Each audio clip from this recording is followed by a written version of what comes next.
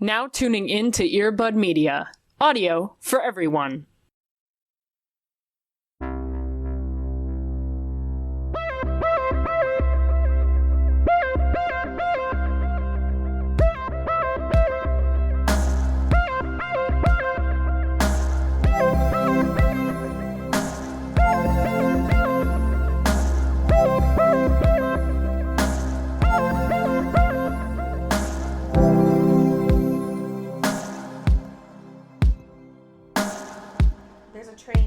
So I haven't figured out its schedule yet.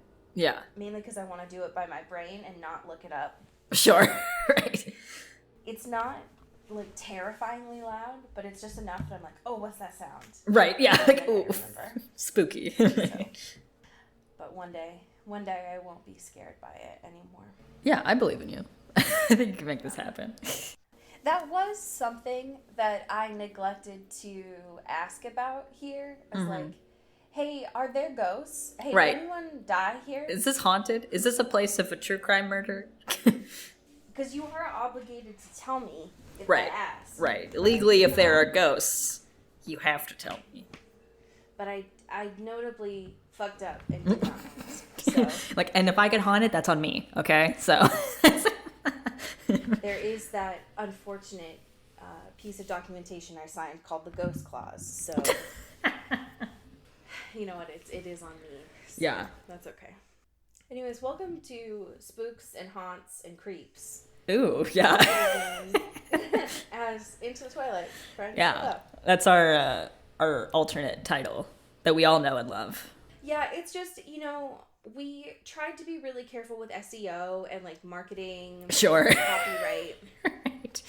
Yeah. And that one's just, it doesn't really work as well, Yeah, no, it's not really the vibe, I remember a good 5.5 years ago when we sat down and we were like, what really embodies cryptids and Stephanie Meyer? And we were like, 1, 2, 3 ghost adventures. And then we were like, damn it. Yeah, shit.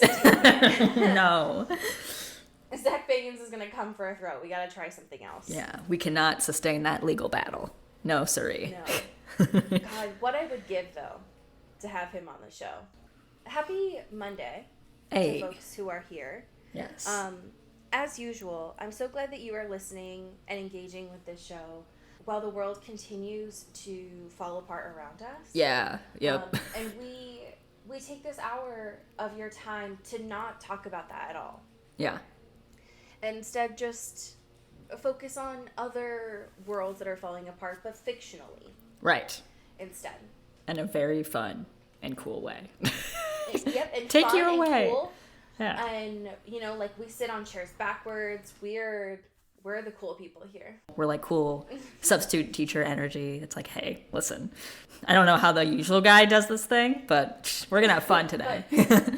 But today, we're watching a movie. So yeah, exactly. How about that? How are you? I am great. I'm great. Tell me everything. I have good news for my happy thing. My happy thing is unions. Let's go. God damn it.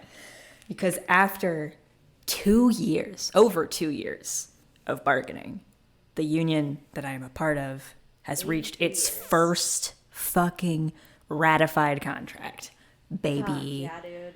And this was literally yesterday, and I'm still on the high of this, because I haven't been here throughout the whole process of this thing, but I've been here through the sort of escalation. But holy shit, man. And within it, we have a bunch of fucking awesome things in it that hopefully will set precedents for other media places and news organizations, which is great. But crucially, it is legally in the contract that you don't have to go to the office for fear of ghosts. Oh. Because, we just wanted to have fun, You know what? If it's haunted, you don't have to go. That's legally binding. I respect that. Legally binding in a contract. I love that, actually. Listen, we like to have fun, I love that they were like, you know what? I don't agree with I Ain't Afraid of No Ghosts. We are. And we are going to make that legally binding. Right. So. We got to get protections for everything, No stone goes unturned, especially potential haunts. and ghouls. Absolutely. You know? Absolutely. And in this industry, are you Right. kidding me? No. Yeah. Anyone could be haunted at any time. You have to be prepared. We're not going to put our technology on the line. Fuck that. Yeah. No. Dude, fuck yeah. I love unions. Yeah. And it's such a bummer that you have to, like, love something that's such a bare minimum, you know? Yeah. Right. Yep. Of being able to, like, protect your employees. Yes. But I love them, though. Yeah. I've had the honor of being a part of a union, and it saved my ass. Yeah, for sure. I will fight to the death for unions in everything. I love them. Fuck yeah. Unions. Woo! Hell yeah. How are you doing, my friend? I'm, alive. Yeah. Congrats. Hey, you did it. I'm being hyperbolic, but we've said this like a million times over the past 5.5 years. Shit's bad in the world. Yeah. It's been like a really wild week. Not surprisingly bad. Like, but that doesn't make it any less like annoying or just like bad. Yeah. Something that has brought me great joy is that I have been kind of forced to be I've been like off my devices, like living in the real world just because I've had to like fucking build shelter. Right. So that's been helpful, so I'm not like doom scrolling and stuff. But my happy thing this week is where I am living now is so quiet. Ooh. And it's such a stark, pleasant change from living in the middle of a fucking city, which turns out, friends, when you have PTSD, moving to a place that's quiet helps your health. You are able to just fucking chill out a little bit. And something that brought me an immense amount of joy this week is on one of the days that wasn't under 50 degrees and raining, right, is there was an ice cream truck. Hell on yeah. my street. Yes. I cannot remember the last time that I heard an ice cream truck in a neighborhood, and it like low-key almost made me cry. There were kids being like, "What's up? Yes!" It's our time. Let's go. I want one of those SpongeBob ice creams right now. Give it to me. Did you procure an ice cream? No, I didn't. Okay. I just, mainly because I still don't know if ice cream trucks nowadays take like anything other than hard cash money. Yeah. I think that's also stopped me in the past. I'm like, I don't actually know if ice cream trucks have modernized at all. So I'm probably... Can you take Venmo or like, can you take like a debit card? It was more so like, I had my window open and I was listening to an ice cream truck and I was like, damn, is this the American dream? Right. What the fuck is this? But it was very pure and sweet, and it brought me a lot of joy in a time that is not joy. Yes. We don't have a lot of current events. No. But I would say we have an important one. Yes. Crucial. That kind of fucking swept me off my feet. I was not expecting this when I sent it. Did you know when I sent this to you? No, that was the first time I had heard of it. I don't know. Is this like an adaptation of something, or is this just like new? Well, I think it's an adaptation. It's based on a V. Schwab like short story, if I'm not mistaken. Ooh, and I knew that like okay. I think I only knew about this tangentially because I think V. Schwab just had like a deal with Netflix announced or whatever. I don't know if it was like a multiple like adaptation thing or like whatever, because she had like some poppin' books a few years ago or whatever. But the fact that it's this first kill, hello? The photos of these took my goddamn breath away. Yeah, this is literally our brand, and I'm a little offended that we didn't get like the exclu, why did nobody tell us? Why did no one tell us? Like a gay, sexy vampire versus vampire hunter show. Hello? this makes me wonder who at Netflix is listening to our show. For real. Hello? And the fact that, like, the teenage vampire is named Juliet, which, like, hello. Yeah. And then the vampire hunter is named Calliope. So, like, hello, guys. Everything about this, the photos that they posted on Entertainment Weekly look very beautiful. Yeah. And it looks so romantic. There's not much that we know right now. Yeah. But the cover of it is so pretty. Yeah, it is like very like pulpy vampire romance novel vibe, which I love. I need it immediately. Yeah. And to not even know that this was coming and for them to just be like, so hi, this is a thing, get ready. Yeah, buckle up, homos. Was an absolute shock, but like, thank you for this gift. I guess. Yes, thank you. Absolutely. God. In an absolute opposite end of the spectrum. We have some birthday boy news. We do. It is a birthday boy day. It's time. We talked a lot about Jamie Dornan this year, mainly because he's been into some kind of fuck shit lately. Listen, some of y'all might be tired of us talking about Jamie Dornan. We are too. But he keeps popping up. His PR team, like, won't get him under control. He just, like, won't stop talking. This can go away if Casey or Rob do more than, like, 2 interviews a calendar year. You know? Right. Sometimes Jamie Dornan just wants to do things. And you know what? We're going to watch him do it. We're going to watch him, because apparently he celebrated his 40th birthday. And his biggest wish for his birthday was to have a, quote, backyard rodeo. This man. And when I heard that, what my mental picture was not what actually occurred, which is that he recreated a dive bar. Right. And got a mechanical bull and like an inflatable yeah, just like in his backyard pad, and just put it in his backyard and was like, I'm gonna just have a blast. Right. Because you think someone like Jamie Dornan's like, okay, let's get horses in here. Let's get real bull. Right. Let's do like full cowboy vibe. But no, he's like, no, I just want to get just a full ride. No, just a man of simple needs. Yeah, and honestly, I respect it. And this, he posted a video about it on Instagram. He's wearing like a little cowboy hat and everything. It's very cute. This is the happiest I've ever seen this man in my life. Pure, unadulterated joy irradiating from his face. Yeah, and theoretically, it's in his backyard. It's not just like somewhere. Sure, right. And you know what? I wish more celebrities had parties like this. Yeah.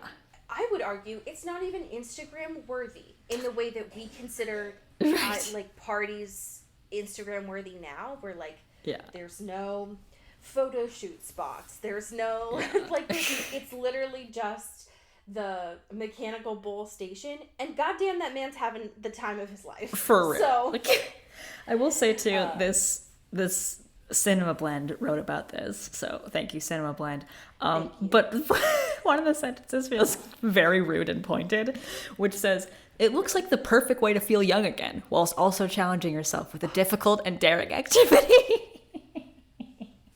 First of all, 40 is not old. Yeah, like coming for the jugular there on that one. Like, let this man be.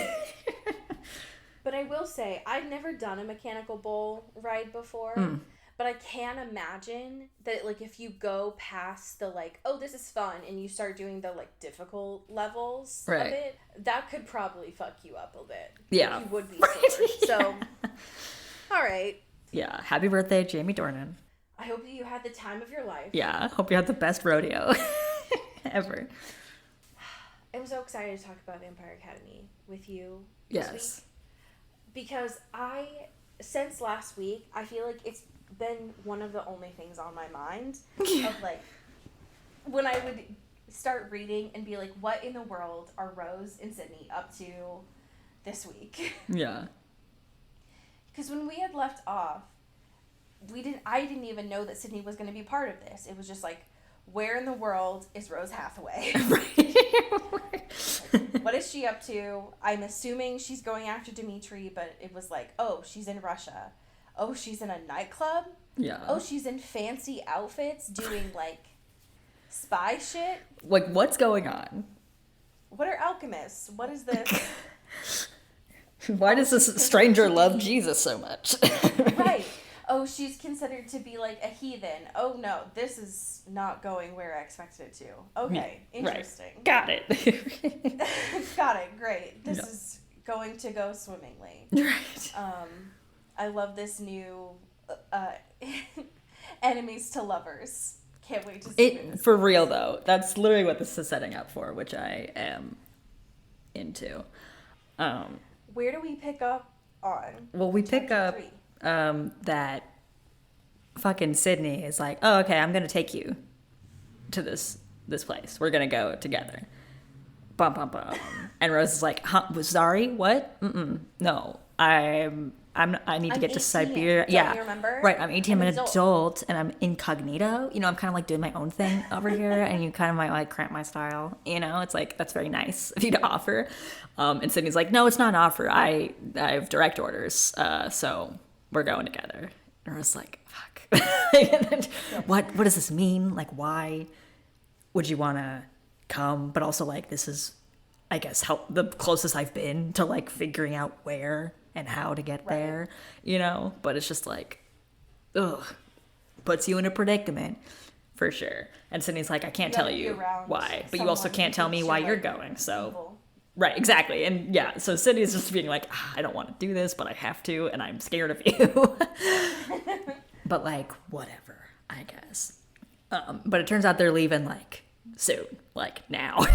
They're like, let's hit the ground, let's go. You know, gonna figure out a train tomorrow, and let's go. Rose gives us a lot of color about this like fancy hotel that she's living in, which is very fun. Like, because you know, when she first was there, she's mostly doing like the hostels and everything. But now she's like, ooh, this swanky little hotel. Okay, you know, very fun. Got little lobby people and little chandeliers and all this fun stuff. Time of her life. Yeah, for real. Yeah, it makes a lot of sense that like it's the night before she's supposed to leave, and she needs rest desperately. Yeah. But her body is like, but what if I just stay up and be stressed instead? What if I just freaked out and panicked all night? I think that would be actually better in the long term. You know, just it'll be great for me to like fight Strigoi and fight my boyfriend. I think I'll be super prepared for that if I just freak out all night long. God, you know, so relatable. Yeah. And she obviously goes like to her coping mechanism. I was waiting for this. Literally, she realizes that even though she's very far from Lissa, she is able to tap into the brain space, into the bond. And they share the same brain cell. They do. They have one singular brain cell that they hold together. And she's in there. So we finally get a little bit of like Lissa color because we haven't really heard what's going on post that breakup, essentially. Post her breakup with Rose. And we kind of get to see what her life is like with the whole queen situation, which I forgot was kind of like fully set into motion in this time, you know, of like doing all of, it seems like she's getting worked to the bone here of being like, you got to do all these tours, you got to meet this person, you got to go on a plane to like figure out this whatever and do all these royal duties, which just seems like doing a lot of like royal chores for the queen. For real. And she's fed up with it and like kind of shit talking to Christian about it, being like, I hate this sucks, I'm not doing anything, but like I have to be here for school and to like get my cool college dreams or whatever. But I'm tired and I hate it. I can't do it. And like, if Rose was here and if Rose was in this position, she would like, you know, stand up for herself, but I can't stand up for myself and it sucks. And it's like, I thought it was so interesting too, because in this time where Rose is out of the picture and it's just Lissa and Christian. Yeah. Rose is observing anyways, that Lissa is becoming really like passionate and angry, and Christian is having to adapt and be the more like calm and cool and collected one. Yeah. Which is fascinating because that is not their personalities at all. Mm-mm. But they're having to adapt because Rose, who's usually the more passionate one, isn't there. Yeah. And I love that this is something that Ferrero had thought about. What is her even name? Rochelle? Like, I always forget. Ferrero. I'm always thinking, like, that's a real name, and it's aggressively not. But I love that this is something that she thought about, because it reminds me a lot of, like, I grew up having in, like, a 3-person friend group. Yeah. And it reminds me a lot of, like, if one of those people is out of the situation at the time, the other two have to kind of, like, compensate. Right. And the whole dynamic is out of whack. You know, there's like a lot of different things you got to adjust for. And so to think about that, it's such a minor detail, but I think it's really telling for their dynamic, which I loved. Mm-hmm. Yeah. The queen is very much like hazing. Yeah, literally. It's fucked up. It's so fucked. And I love too that like Christian is kind of on this like vagabond mission of being like, just quit and we can just like hit the road and see the sights and we can find another school and figure it out and do whatever. We can just go to Paris. Right, which is like, I guess like not out of character for Christian, but I am surprised by it in a way that he's just like, fuck it, let's leave, we're better together. We don't need this, whatever kind of vibe. Because he's like a little bit of a bad boy, but like not that much, I feel like, of like the anti-establishment kind of vibe. Right. But it was very cute. And her just being like, no, absolutely not. I think it makes sense in a way though of like, he's had to grow up not needing to like depend on people for sure, right, or like at least not depend on like authority figures, and so he's like, you know what, fuck this, like let's just take off. And it's like, no, we need to trust the authority figures, right? And this is like, I need to go to college and support us, because what are you gonna do, get a job? Like, Christian, like, are you gonna work in a job? You would absolutely not last a minute in an actual real job. Like, okay, well, harsh, but right, not incorrect, but a little rude. I loved this conversation because I think that it's very telling for the two of them of why they work together. Totally. And I think that that's something where in the first couple books, I think that there was a part of me that's like, oh, it's just like good girl, bad boy, like maybe it won't work if Rose isn't there, but like they actually like are very compatible together. Yeah. And it's cute to see. Yeah, I love to see it. Me too. Duh. But hearing Lissa talk about the bond made me want to cry. Yeah, it's because like Lissa's just being like, because Christian is just being like, hey, she's okay wherever she is, don't you worry. And Lissa's like, yeah, I hear that, but I wish I could have any proof that was true. And like Adrian gets to like visit her dreams and check in, and I can't do anything. I just have to like be here and stress, while Rose could potentially hear the bond, or like if something happened to her, maybe I would feel something. Maybe I would like get some sort of sign, but I don't know. And Christian's not very helpful and just being like, yeah, I don't know either. That sucks. It sucks not knowing. And it's just like, she's like, I would just give anything to be able to like tap in any way. It's like, Lizzo. And it sucks because Rose is very much aware that like, this isn't what she wanted. She never really wanted to have to choose between Lissa and Dimitri. Right. Because for her, it's not a choice. Mm-hmm. It's more so of like, I need to take care of this thing right now. Yeah. And then I will come back to you. But unfortunately, that's hard when it feels like to Lissa she made a choice. Yeah. Ugh. Damn. It sucks. It hurts. Ferrero. How do you feel about this? Avery Eugene. New folks on the block. This is an odd choice. So, like, I find it interesting that the queen, I mean, it's not surprising, I guess, that the queen has, like, just been chilling at the academy. Right. Especially since, theoretically, it's been, maybe, like, a couple weeks since the attack happened. So I feel like it would make sense that a lot of the population would want, like, a politician type figure to be there, to be like, okay, let's kind of get this taken care of. Yeah, let's oversee some stuff. Yeah, like, let's rebuild and reduce anxiety and stuff. But it still feels odd that it's like, you know, you're at ground zero or whatever. Yeah.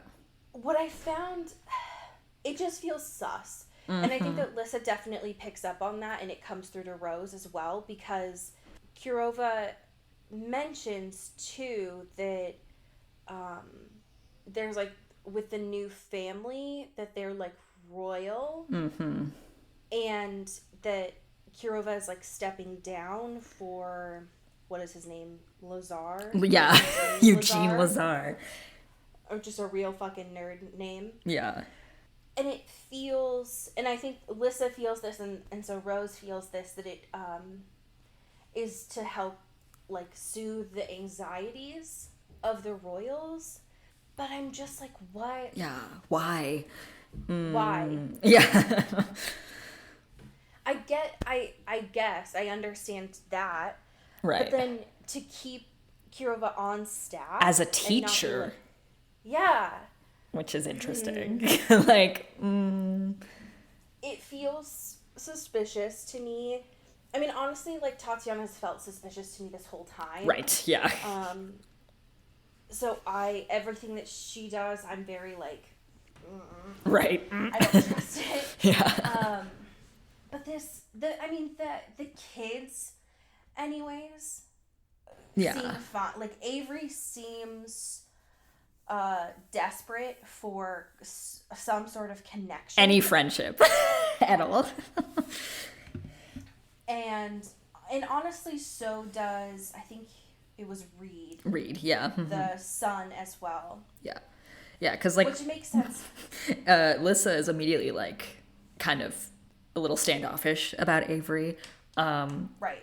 Of being like, you're not gonna, like, be my, like, keeper or, like, my handler, you know? Or, like, right. Rose is saying that. But, like, in Lissa's mind, she's just being like, I don't know what this is. Like, yeah, I'm kind of busy, but, like, I could sure show you around sometime, whatever, you know? And Avery just looks like a sad puppy being like, I just want one friend. I'm like, please, I don't know anything that's going on. And, like, so she seems fine, you know? I understand Lissa's feeling here of not only being like, I can only have one best friend. Right. And you're not it, Avery, so fuck off. Right. And also, the Avery and Reed, at least at this moment, remind me a lot of, like army brats. Yeah, just, like, always moving around. Always moving around. They don't have friends. Their parents are just like, they're just like, oh, this is just another place. I'm probably not going to be here for that long. So it's interesting to me because they both are just like, okay, whatever. Like, I don't really care. It's so funny that when they introduce Reed too, they're like, he's so excited to join St. Vladimir's. Yeah. And Rose in her monologue is like, this is the least excited person I've ever seen in my life. I cannot think of anyone less excited for anything.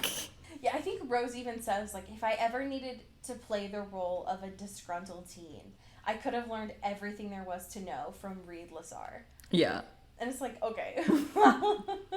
And I get that Lissa's also kind of suspicious of Avery, because apparently she's supposed to be, like, beautiful. Right. Right.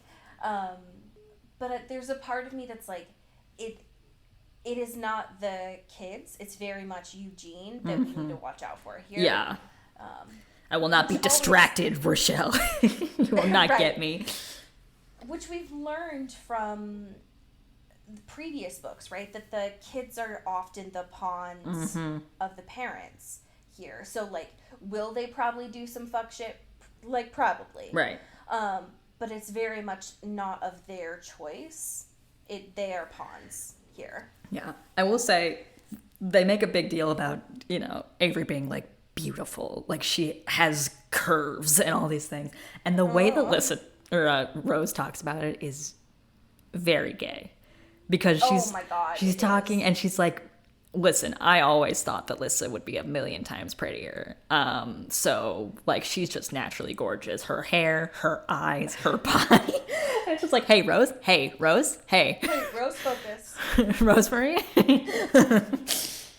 What is going on? But yeah, she's like, but beside the older girl, Lissa felt kind of plain. Yeah. It's like, girl, Like, hey, what? Lissa, the love of your life. Rose? Hello? What is going on? Good God. Yeah. Figure it out, Rose. Yeah. Jesus. Yeah, get your shit together.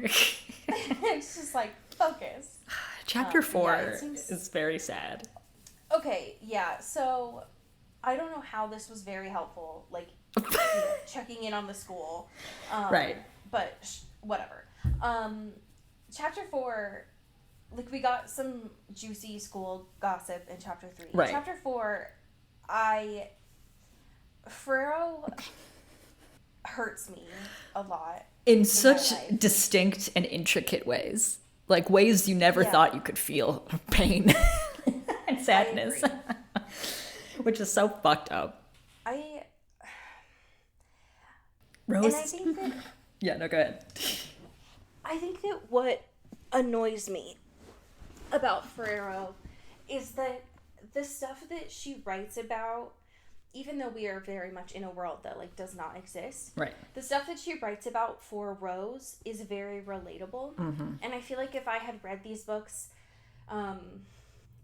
like 15 years ago or something, like, when I was in middle school or high school, they would have absolutely devastated me. Yeah. Because reading this chapter of being like, this was the city that Dimitri always talked to me about. Yeah. And And I said, recognize all yeah. these landmarks because he told me about them and what they looked like and their different qualities. And like, this should be our fucking vacation together. Like, it shouldn't be like, I shouldn't be alone here doing this. And I am desperately trying to tune out everything about this new city, because at every street corner and stop sign and crack in the cement, it reminds me of him. And it's like, hey, Rochelle, fuck you. Enough. I can't do this. I'm weak. Like, I'm already reeling with the fact that she is here to kill him. Right. Can you actually stop, please? I can't. Just... And she says no. Yeah. She says no. She says, what if I stuck the knife in further and twisted it? What about that? Would that be better? Ferrero. I do love this, though, because Sydney's just, like, walking around and being like, so anyway, like, here's all these places. Here's what I learned. And Rose is just, like, silently Fully disassociating. Yeah, just not present in this moment. Yeah. And even was shocked because like Sydney doesn't want to talk to me, she's like, it's not like she's gonna say anything, but like every once in a while she'll be like, wow, kind of looks like a storybook, huh? And Rose's like, did you say something? Are you talking to me? Like, what? I thought you hated me or / were scared of me, and both. Like, what? And both, yeah. Like, what's happening? It's so messed up because like when they get to the train station too, which Rose is like, the station didn't have the onion domes. Right. Oh no. I love Rose's observations. They're so good. Same. She starts to like do the thing where she's like, I knew and like felt what Dimitri would have said about this place. And I'm just like, girl, don't. It's like, you don't can't do this to yourself. You're torturing yourself, Rose. But here's the thing, folks. I love a train. Yeah. I think trains are hot. They're fun. They're great. Trains are sexy. It's the widely held opinion of Into the Twilight. They are my preferred way to travel. Yeah. This was a sad train. Yeah, like Rose was so excited because we had first class train accommodations. Like we were so excited. yeah. It's gonna be cool, sexy, everything you love about trains, and it was a little sad, a little sad. Yeah, a little small and a little sad. Yep. Which wasn't great. But she does know that at least her and Sydney have like their own little spaces, so she doesn't have to be afraid of like scaring Sydney away or something with her devious intentions, you know. Yeah. The idea that they are having to like room together when Sydney is just like might just throw holy water on her Right, in it's the like middle of the night dastardly spirit. is one hilarious to me because it won't do anything to her. No. But also is just like wild. This is the second night in a row that Rose has not gotten restful sleep. It's like this girl needs to rest up because at this point the timeline, it seems like, is it could take them 2 days potentially to get there. Like that's the TBD timeline on this. So in a best case scenario, this fight, and like we know it's not going to happen this soon because we have a whole fucking book, but like in Rose's mind, she has got 2 days before she could have this fight with Dimitri. And she's like mentally preparing her. She has to be like, can I even do this when we get there? Like that's so soon, yada yada yada. Homegirl needs some sleep to be able to do that. But fucking Adrian taps into the dream space. He's just like, hey. Like, hey bestie, I miss you. What's up? Are you ready to accept my love offer yet? And like I'm here.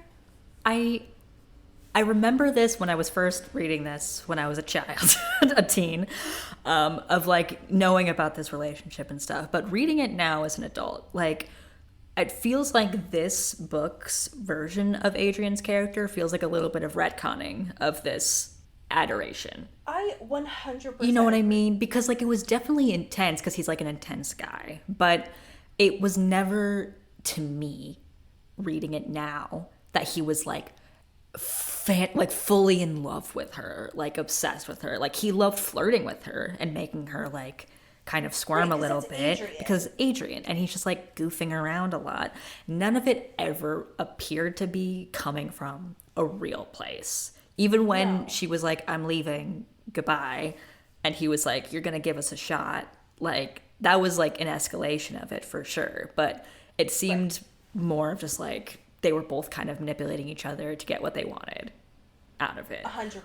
And now this is just like very, and he always talks in dramatics, like that's always a thing, but a lot of this feels like he's being very, very, very committed to this, I'm in love with you, you're the one for me, I don't want to play around kind of thing, which is weird. I agree. I feel like I have seen people say that Adrian is like their favorite character. And I am being genuine here, fam. I don't get it. I need you to explain it to me because like I think Adrian is funny. Yeah. Because like in a very like Lord Byron-esque way. Right. Where like he thinks he's the shit, but everyone around him is like, this dude's weird. Yeah, it's kind of a loser. Yeah.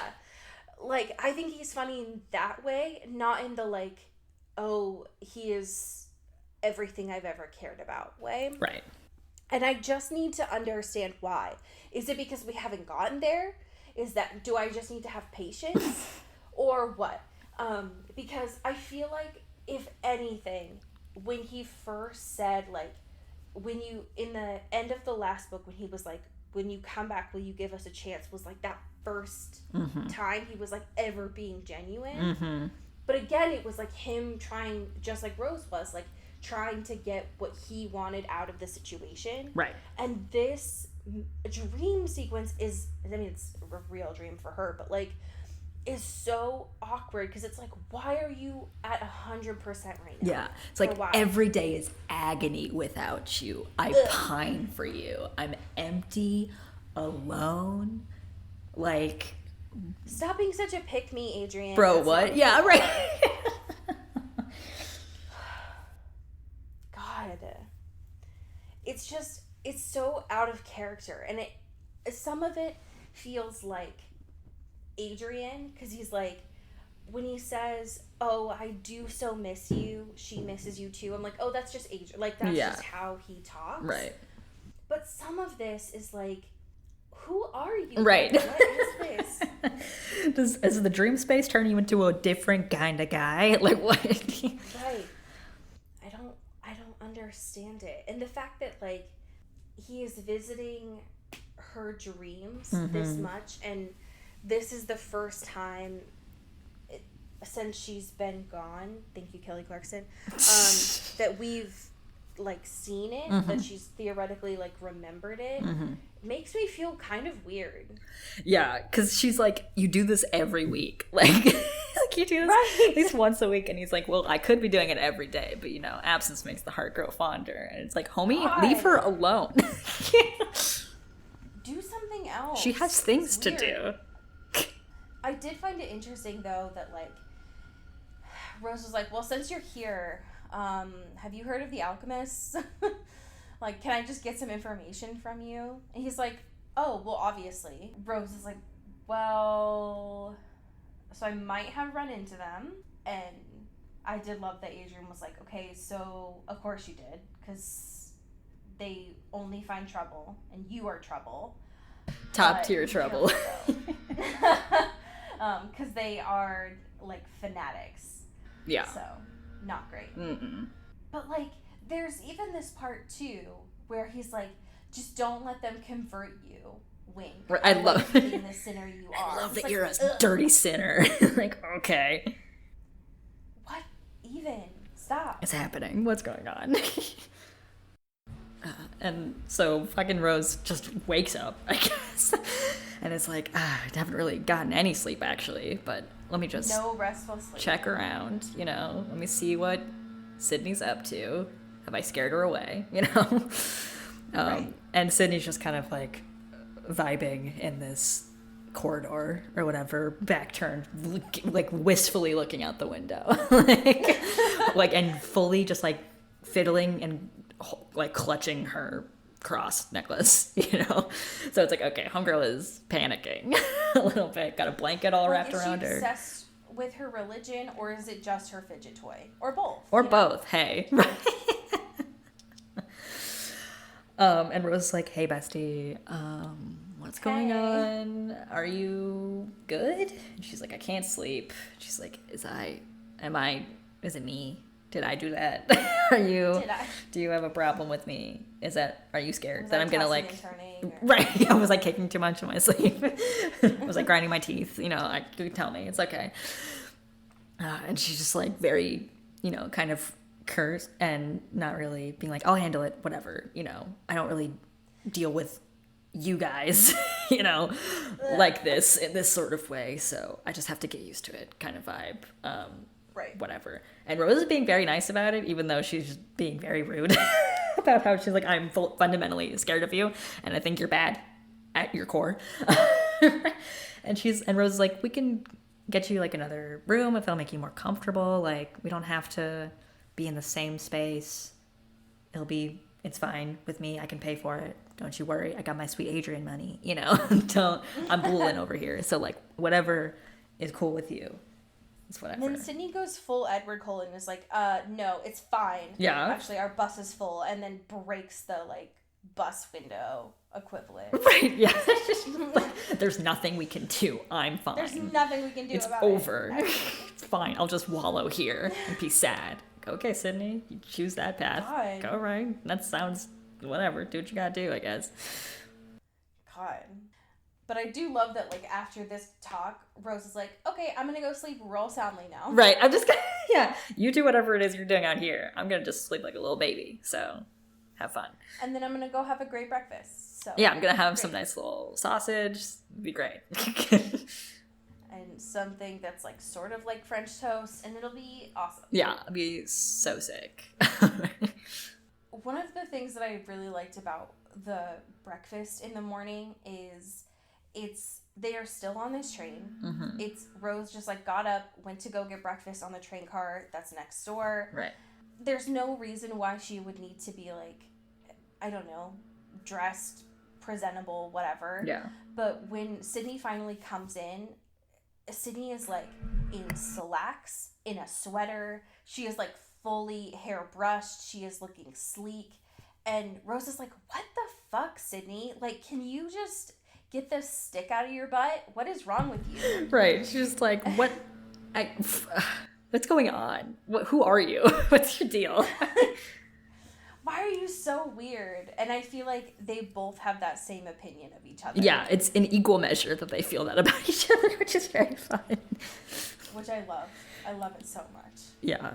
And they start to talk shop a little bit because she realizes that Sydney speaks fluent Russian, which it's a little funny that she was surprised by that information, given that she lives in Russia. But yeah.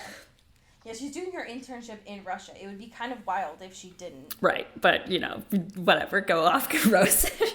Right. And she just, like, kind of poking in a little bit more about, like, alchemy stuff. And just being like, you must have to learn, like, a lot of things for this job, like... Yeah, you gotta be kind of smart or something. You gotta, like, know some cool secrets, working, for the government and doing all this cool potion stuff. And it's like... Do you know all these, like, what are those potions? Like, that chemical thing, Can I use that? Can I use that for me, though? Like, would that work? And she's like, no, it only works on corpses. Sorry. Which is wild, yeah. First of all. I feel like you could you have the ability, the science behind you. If you could make something that totally eradicates a corpse, a giant evil corpse, into nothing, I think you could do that just for, like, a regular guy. But... yeah. Maybe not. I don't know. Feels like the science is there. The alchemy is there. It just feels like a wild thing for them to be like, if an alchemist has to be near Strigoi, right. we don't want them to have to defend themselves. They just need to have it be already dead. Yeah, they just are only there for cleanup, which seems like not a great use of alchemy, to my understanding. Seems like kind of a waste. The other thing that I thought was interesting, too, is Rose is like, so about this town that we're going to. Yeah. What do you know? Tell me everything. Sydney, the way that Sydney describes it is like it is the worst place she's ever heard of. Right. Yeah. That it's not just a Moroi town. Yeah. It's like half human, half Hampier. Half human, half Hampier. And that there's this, like, underground world there. Right. But that Sydney essentially looked at Rose and was like, you don't even know what's coming to you. Yeah. Which is so, this whole time she's being very vague of just being like, yeah, it's kind of like every other Hampier town. And Rose is like, I don't know what that, can you be specific? What does that mean? What does that mean? And then she's like, well, it has this wild subculture, what's going on there? And Rose is like, well, what? She's like, let's just say you're better Honey, to brace. You got a big storm. You got a big storm coming, baby. Let's go. And it's like, okay. Jeez, Sydney, you're not very helpful. Yeah, Sydney assumes that Rose knows so much more than she does, which is wild. It's like, Sydney, I have to say this again and again. I did not finish school. I dropped out. Apparently, they tell you so much in the last, 2 weeks. Yeah, everything that I need to know about being in the world, I didn't see. Because apparently they just hold that to the end. Good God. Anyways, we have chapters 5 and 6 next week. And there is supposed to be, one more day on this train, which I'm assuming will be the next couple of chapters. Yeah. So I am very curious. We have some amazing patrons to thank. Would you like to start us off? Fuck yeah. Thank you to Katie Black. Ooh. Thank you to Kylie Minty. Thank you to Alex Dornan. Ooh. Thank you to Carrie Goldberg. Ooh. Ah. Thank you to Rebecca Cullen. Ooh. Thank you to Jasmine Anastasia. Ah. Ooh. Thank you to Cassandra Bomer. Ooh. Thank you to Megan Pattinson. Thank you to Cassandra O'Shea. O'Shea.